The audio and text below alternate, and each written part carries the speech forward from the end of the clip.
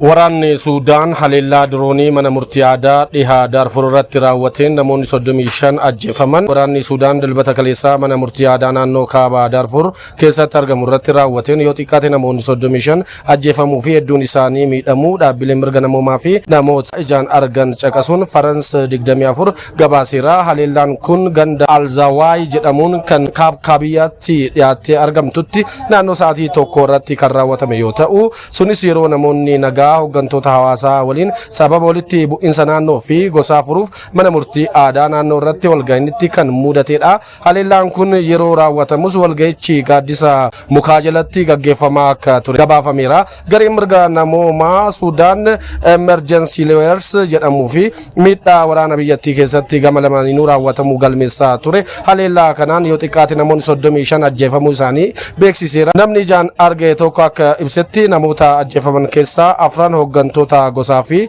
lamaan immoo ajajoota waraanaa finciltoota Rapid Support Forces ta'uun isaanii eerameera. Gandi miidhaan kun irra ga'e kun bakka Rapid Support Force to'atee jiru keessatti kan argamtudha. Akkasumas gamoon mana murtii aadaa sunis haleellaa kanaan miidhamuu isaatu gabaafame. Bulchiinsi Rapid Support Forces haleellaa kana yakka sukkaneessaa jechuun kan balaaleffate yoo ta'u, baay'inni namoota du'anii 37 kanneen madaan immoo 50 ta'uu ibse. Gama waraana Suudaaniin deebiin kenname kan hin jirre ta'uun ibsameera. Baay'inni namoota damballii godaantota Afrikaa kaabaarraa gara Speen taasisaniin dhuman 72 irra ga'eera. Baay'inni namoota tuuta godaantota Morokkoorraa gara naannoo bulchiinsa Speen seeraan ala kan taate Se'otaatti galuuf yaalii taasisaniin dhuman reeffi namoota 5 dabalataan qarree Afrikaa kaabaarratti argamuu isaatiin walqabatee yoo xiqqaate lakkoofsi namoota taate kanaan du'anii 72 irra ga'uu isaa qondaaltonni beeksisaniiru. Baay'inni namoota dhuman kana lakkoofsa abbootiin taayitaa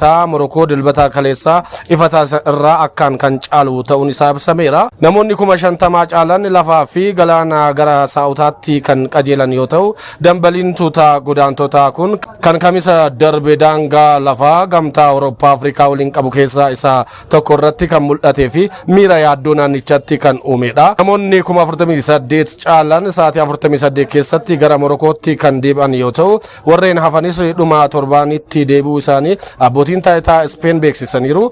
Bakka bu'aan mootummaa Speen Soota keessaa Miguel Angel Perez dilbata kaleessaa gaazexeessotaaf akka ibsanitti namoota 72 dhumaniin alatti namoonni 1,000 caalan tajaajila fayyaa argataniiru jedhaniiru. Abbichuun misooma koriidariitiin Itoophiyaa fakkeenya magaalota Afrikaa taasisaa jira jedhame. Itoophiyaan hooggansa muummee ministeeraa Dr. Abiy Ahmediin hojii misooma koriidarii bal'inaan hojjetaa jirti. Hojiiwwan kanneen keessatti suphaa daandiiwwanii, magariisummaa magaalaa, ijaarsa iddoo uummataa, qulqullina naannoo fi fooyya'insa bu'uuraalee misoomaa dabalata. Magaalonni hedduun biyyattii keessatti hojii misooma kanaan jijjiirama mul'ataa argachaa jiru. Daandileen ammayyaa, iddoowwan magariisaa, ifaan daandiiwwanii fi tajaajilli uummataa fooyya'uun jireenya jiraattotaa salphisaa jiraachuu Dr. Abiy Ahmed yeroo adda addaatti akka ibsanitti misoomni koriidarii kun magaalaa qulqulluu, magariisaa fi dorgomaa taate ijaaruuf hojii tarsiimoo keessaa isa tokkodha jedhanne. Kaayyoon isaa guddina dinagdee hawwataa, investimentii fi fooyya'insa jireenya uummataa mirkaneessuu ta'us himaniiru. Waajirri paartii badhaadhinaa damee magaalaa Shaashamannee hojii siyaasaa, nageenyaa fi misoomaa irratti qooda fudhattoota sadarkaa magaalaa fi kutaa magaalaa hirmaachisuun marii bal'aa gaggeesseera. Marii kana irratti itti gaafatamaan waajjira paartii badhaadhinaa damee magaalaa Shaashamannee obbo Amansiisaa Addunyaa amantee haala yeroo fi hojiiwwan mootummaa fi paartiin xiyyeeffannoo addaan itti kennee hojjechaa jiru irratti ibsa bal'aa kennaniiru. Ibsa isaanii keessatti hojii siyaasaa cimsuu, nageenya waaraa tiksuu, misooma saffisiisuu fi hirmaannaa hawaasaa guddisuun mootummaa fi paartii gidduutti hojii qindoomina qabu raawwachuun murteessaa ta'uu isaanii ibsaniiru. Akkasumas hojiiwwan mootummaa fi paartiin fuulduratti raawwachuu qaban irratti kallattii hojii ifaa kaa'uun qooda fudhattoonni sadarkaa hundatti mootummaa fi uummata gidduutti qindoominaan hojjechuun nageenya amansiisaa mirkaneessuu fi bu'aa misoomaa uummata biraan ga'uuf mootummaa cinaa dhaabbachuun dirqama waliinii ta'uu hubachiisaniiru.